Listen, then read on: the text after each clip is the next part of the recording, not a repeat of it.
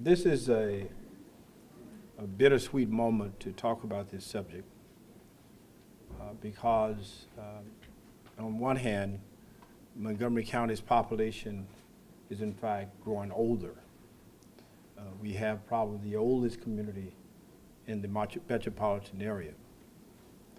And whenever I think about dementia, I'm thinking about the loss of a sister just about a year or so ago. This is a tough challenge. As many people know, I'm from a very, very large family, one of 13 kids. The first of the 13, my oldest sister, died of dementia complications about 14 months ago.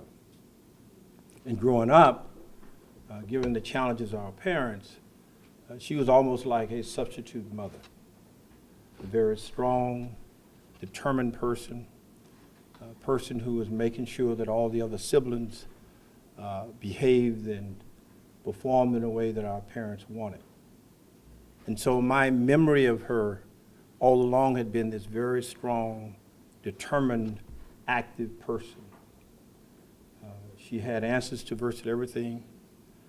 She was a very determined person, a very disciplined and organized person.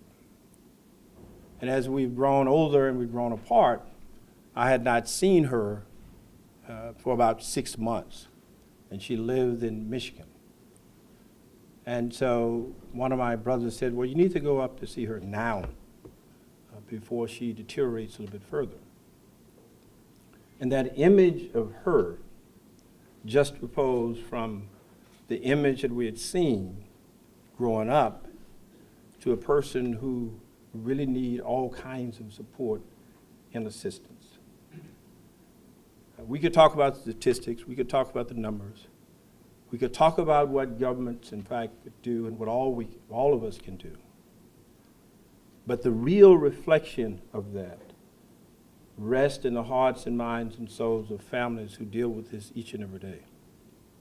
And to see the impact of this disease hitting so hard and the differences between the active, strong, determined, disciplined sister to the challenge that you see later on in life is an image that I would never forget.